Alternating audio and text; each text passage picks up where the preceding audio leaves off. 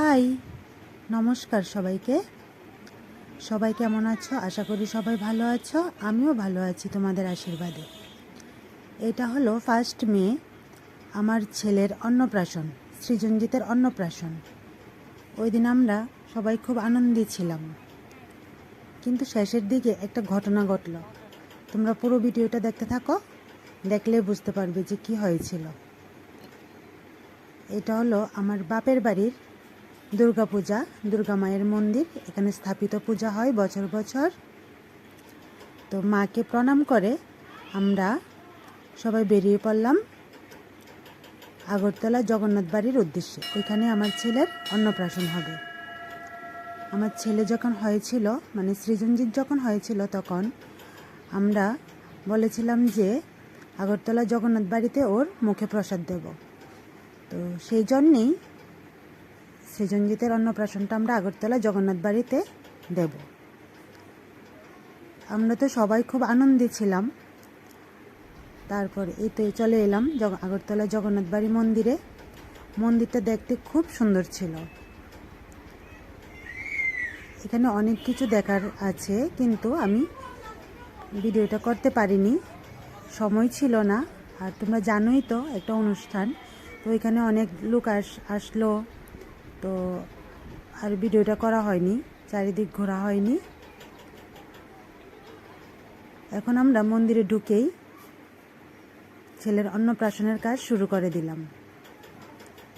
সৃজনজিৎ ছোট মামার কোলে বসে পায়েস খাবে। মামার হাতে পায়েস খাচ্ছে, সাথে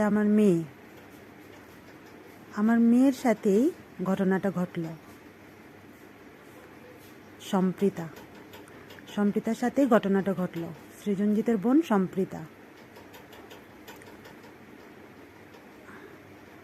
ওর গলার দিকে লক্ষ্য রাখো, ওর গলার মধ্যে একটা সোনার চেইন, একটা রূপোর চেইন। সত্যি মানুষ মানে এতটা নিষ্ঠুর হতে পারে, মানে কল্পনা করা যায় না। একটা ছোট্ট মেয়ের গলার থেকে মানে কিভাবে সোনার চেইনটা চুরি করে নিল। ওর সাথে এত সুন্দরভাবে ব্যবহার করলো।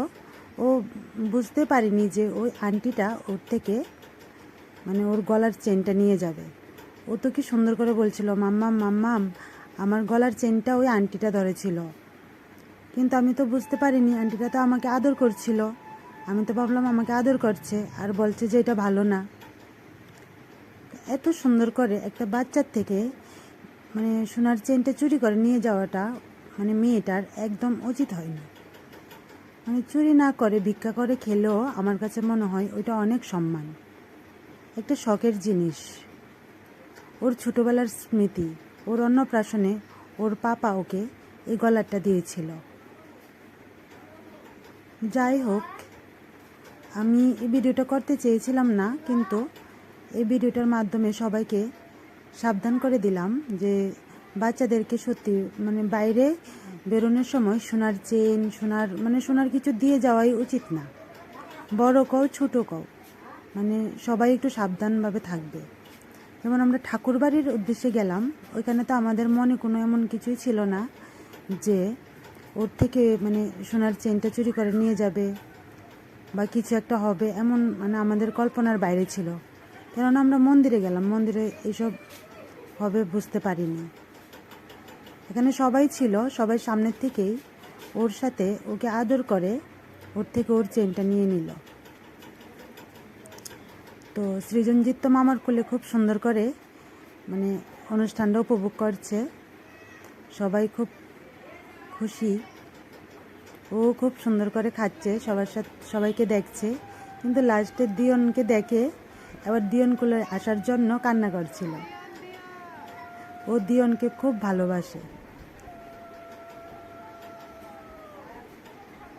এখন আর থাকতে চাইছে না, দিয়নের কোলে আসার জন্য কান্না করছে। তো ওইখানের অনুষ্ঠান শেষ করে আমরা চলে এলাম খাওয়ার জন্য। তো এখানে সবাই বসে পড়ল। এখানে সব ঠাকুরবাড়ি যেহেতু সব নিরামিষ,